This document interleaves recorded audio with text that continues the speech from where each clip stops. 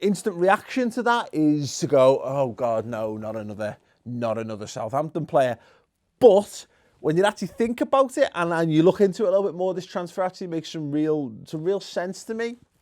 Particularly if it ends up being around £25 million. If you start to get towards like the 40 odd that's being discussed in other outlets a week or so ago, you really have to start to weigh up the pros and cons a little bit more. But great article on ReadLiverpoolFC.com. Yeah, it was Theo says it. Ultimately, if you look at what Mane might be lacking, if he wasn't lacking in the areas that he was lacking, he'd probably be playing for Real Madrid or Barcelona right now. I had a quick look at him in terms of his goals and assists return. Now, I thought it was important to focus on the Premier League side of things because, particularly for Liverpool next season, it's going to be domestic football only for us. He made 37 Premier League appearances last season, scoring 11 goals and got 6 assists, which is decent. Compare that to for Phil Coutinho and Adam Lallana, for example. Phil Coutinho, just 26 league appearances, 8 goals and 5 assists, and Lallana is 30, 4 and 6. So straight away, you can look at that in terms of saying, he is an improvement, whether you think he's an improvement in a technical sense or whatever, he's an improvement in terms of the stats. He had a better season in terms of his goals and assists return than, Liverpool's 2 guys for whom he will be vying for in a positional sense anyway. I looked a little bit deeper in that. You got like Dimi Payet played 30 games, scored 9 goals and got 12 assists.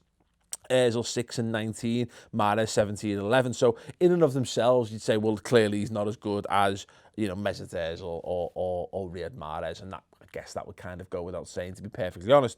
But what I did then was I looked a little bit deeper and went over 2 seasons. And just quickly, Mane, 67 appearances in the last 2 campaigns in the league. This is 21 goals and 9 assists. The only player who's got as many goals as him of those already compared. Mahrez has got the same number of goals over 2 seasons. But that being said, he scored 17 of them last year. Only scored 4 the season before in a struggling side. Mesut Ozil's got 10 goals and 24 assists. 9 and 9 for Lallana and 13 and 10 for Coutinho. So, and again, he's 24 years old, which puts him at the same age as Phil Coutinho, a year younger than Mahrez, 3 younger than Ozil, and 4 younger than Adam Lallana.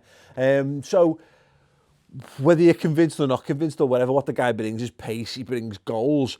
He is inconsistent over a full length of a season, but we could say the same about Phil Coutinho, we could say the same about Adam Lallana, and yet he's scoring more goals in the Premier League consistently, or at least over the last 2 years, than either of those, so I think that bodes well. Let us know your thoughts. Obviously, we don't know the full ins and outs of this. I'm sure in the next few days, particularly as the Euros dies down a little bit, we'll see much more of this. Thoughts below, and I say, when there's more information, be back here and go to the redmentv.com. We'll have loads more on Sadio Mane if and when, it happens. Cheers.